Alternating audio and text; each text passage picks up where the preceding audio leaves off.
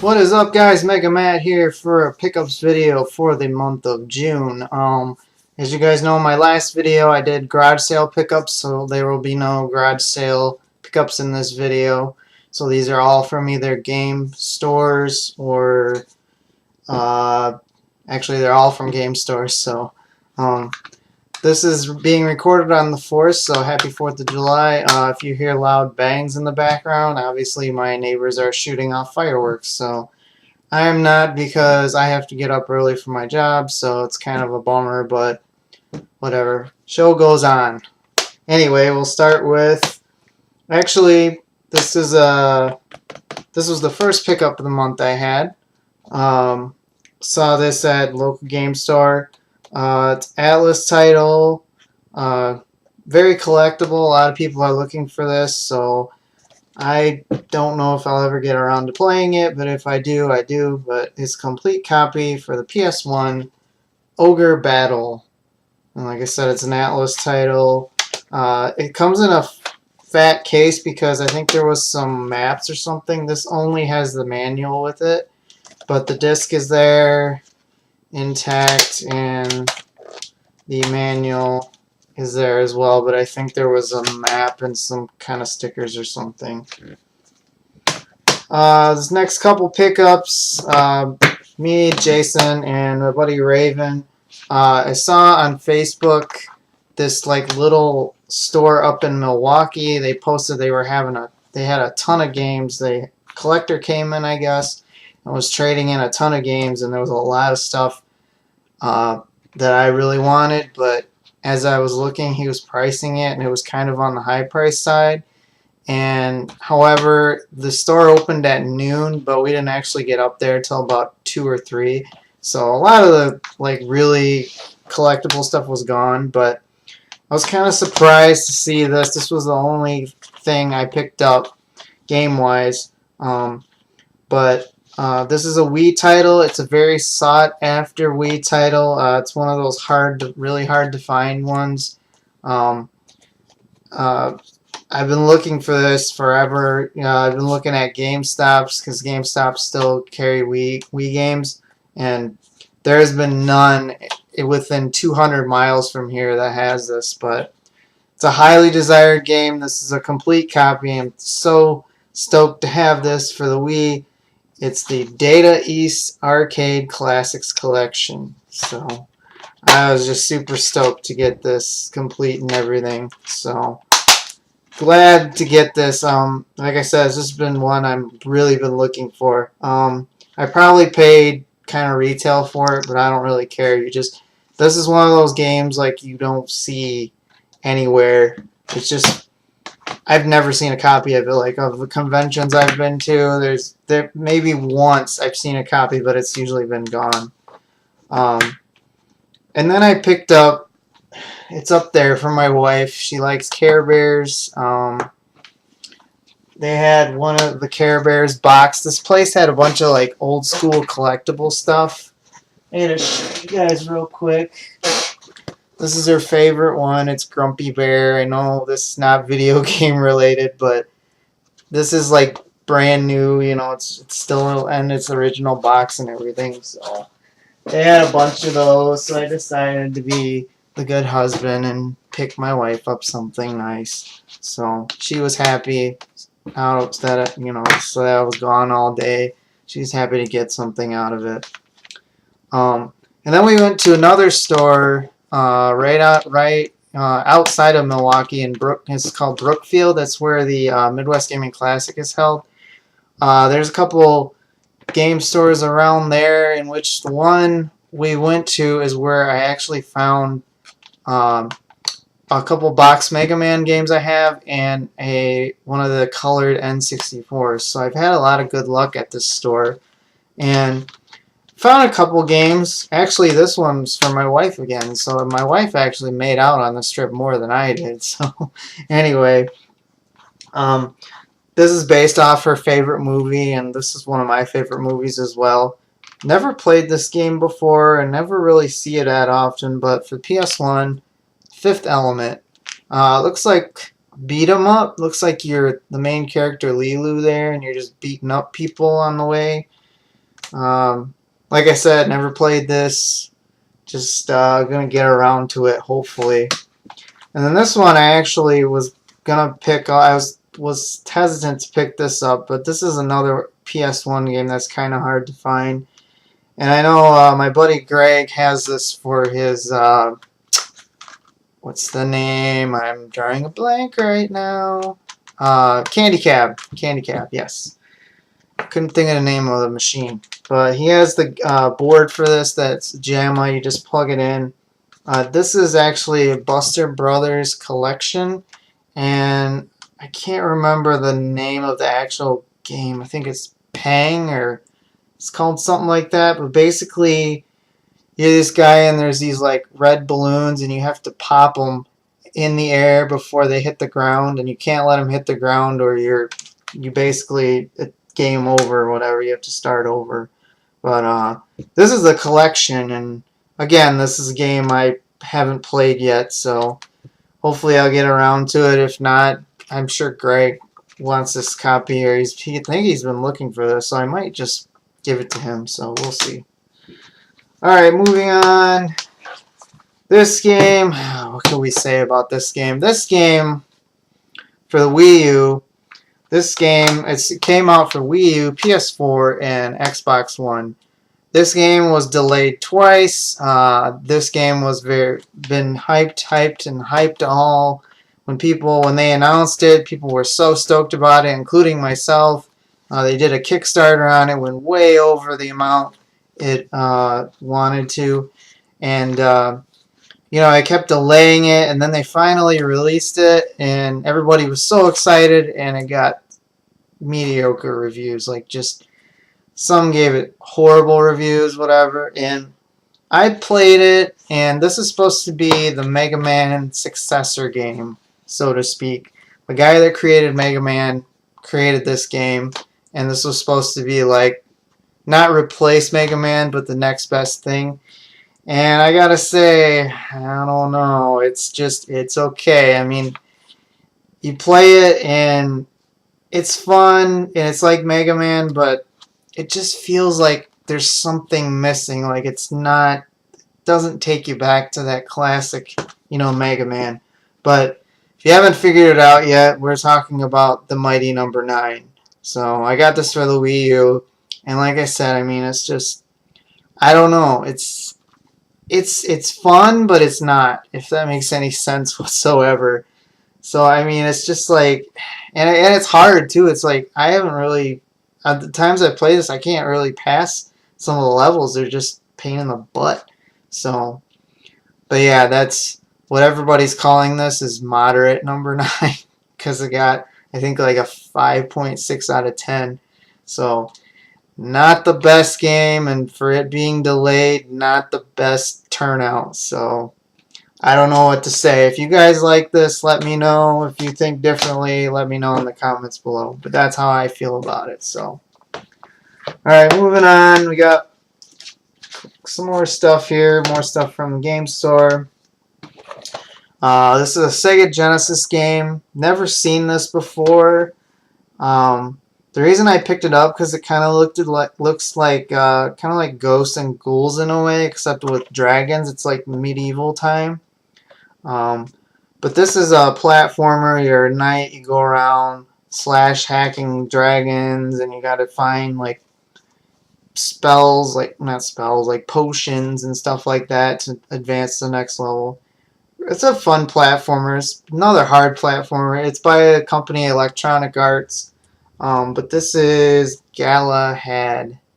And unfortunately, there's no manual for it, but this is one of those games that's like, it's actually, it's hard to find. I've never seen this before, so I don't know if you guys ever seen this game. Let me know in the comments below. Alright, and then, let's see here. Here's another PS1 game. The only reason I know about this is from another YouTube channel. I can't remember the name of it. But the cover of this is very deceiving. Like, if you know nothing about this game, you would never know that this game is a shoot 'em up, because based on the cover, this does not look like a shoot 'em up at all. I'm talking about, it's called Mobile Light Force. And does that really look like a shoot 'em up to you? Because it doesn't to me. That looks like a Charlie's Angels like shoot 'em game. So, but if you turn it over, as you can clearly see, it's a shoot 'em up. But I knew about this game before, so right when I saw the spine there, I was like, oh, that's that game, that shoot 'em up game that doesn't look like a shoot 'em up at all. So, haven't gotten around to play this. Again, my backlog is just crazy right now, but I got this for a good price, so glad to have that for the collection. And then these next two games are DS titles. This one's another Atlas title.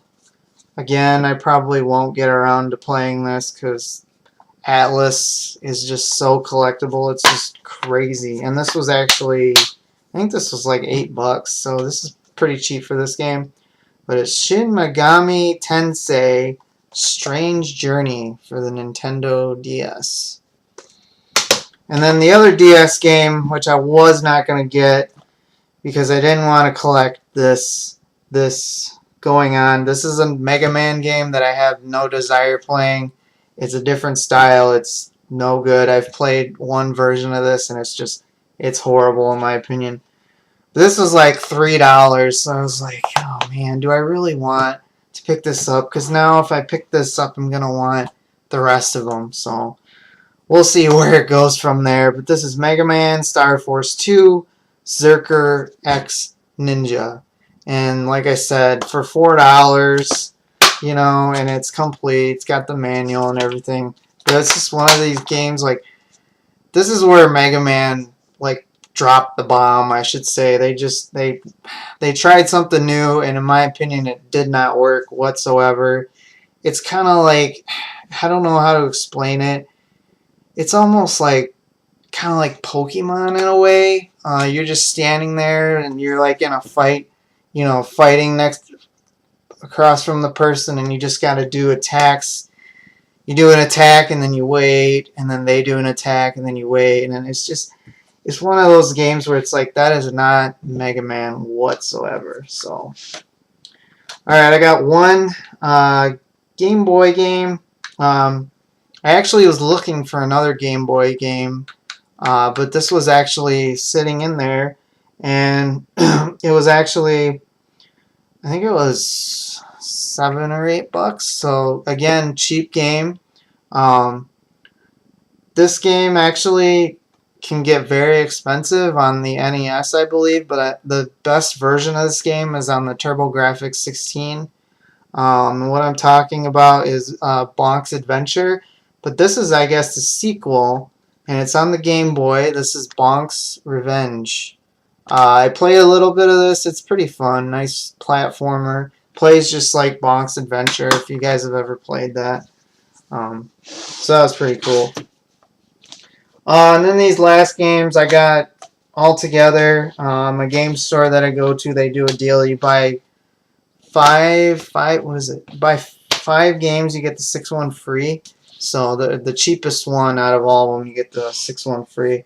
But I went in there and they had a bunch of like RPGs and just really like sought after titles. And like I said, my game store, they've been pricing stuff good lately, but it's like the PS2 games are, some of them are priced right and some of them are priced like way below, like really, really cheap. So I just picked up these for the hell of it, just to have them, and you know, they're good for trade. And some of these I am keeping, but a lot of these are for trade. The first one, it's a NIS game, which is a kind of like an Atlas publisher. This looks like a RPG wizard. You're like a female wizard, I guess.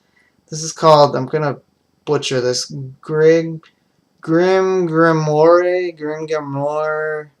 How do you say that, guys? Grim Grimoire. I don't know.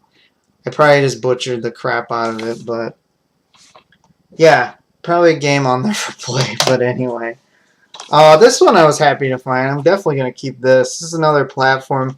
This is kind of like Crash Bandicoot or Rayman, if I had to compare it. The PS1 version of this is highly expensive, highly rare. But this is the second one on the PS2. And what it is Klonoa 2, what's that say? Lunatee's Veil. And again, it's kind of like Crash Bandicoot. I compare it to Crash Bandicoot, so. But, fun game. This next one I was happy to find as well. Another shoot 'em up collection. Trying to get all shoot 'em ups or the collections that I can find. I love shoot 'em ups, even though I'm really not that good at them. But they're fun to have. This is R-Type Final for the PS2. This I'm not sure if this has like different shoot 'em ups or if this is like one shoot 'em up game. I haven't played this yet, but as you can see, like all the ships on there, and then there's the king of all shooters, it says at the top there. So this one is just a weird game. It just looks so weird, but I looked it up and it's actually going for $40, which is pretty high for a PS2 game. But I don't even know. You have to draw your own characters, and they come to life. And if you guys have ever heard of this, let me know in the comments. But this is Magic Pangle, The Quest for Color. Just a really weird, obscure game I've never seen before. So I think that was like $5, so you can't go wrong with that. And then a couple RPGs that are on the uncommon side. Like I said, probably won't get to these at all. Don't know anything really about this. I know this one's called Radiata Stories. Yeah, I never heard of that. Don't really know. It's a Square Enix game, so a lot of Square Enix, Final Fantasy based, I would assume. Square Enix. So, and then the last one is part of a series, a collectible series, XC game. These are highly collectible. They're going up in value again. There's a couple that aren't worth a lot, and there's a couple that are worth quite a bit, and then there's a couple that are like in between. I think this one's like an in between one. So, but this is the Wild Arms series. Again, never played Wild Arms, so not a big RPG guy. So, but this is Wild Arms 4 for the PS2. And then this is a game I got for free. Decided to pick this up because that's another game you don't see. It's a fighting game. It's a series of fighting games. You see a lot of the newer ones you can find a lot, but these older ones they're kind of getting harder and harder to find. But I think I played this once, but I don't exactly remember. But it's got most of the same characters in it, and you can play. There's the tank from Metal Storm that you have to like destroy, I guess, or you can play as it. I don't really know. It says 38 SNK characters, and what I'm talking about is the King of Fighters 2006. So that was free because I bought the rest of those games, so that was pretty nice. All right, and then the last pickup of this video, local buddy of mine. I've talked about him before, David. He always messages me stuff he picks up if he finds stuff in the wild. And he was at the local Goodwill over here in Rockford here, and he picked up a couple GameCube controllers, and he found Final Fantasy Tactics and Final Fantasy VII on the PS1 and complete. And I think they were probably like $1 or $2 a piece. So that's a really good deal. But he said there was a GameCube there with a bunch of games, and it was $25, but he didn't have the money to get it. And I asked him, I said, do you think they still have it? And he's like, I don't know. That he went at 2 o'clock, and I was working, so I worked till 4:30, and I went over there after work, and I looked around. I couldn't find it, and it was actually behind the counter in a diaper box. Believe it or not, it was actually in a Love's diaper box.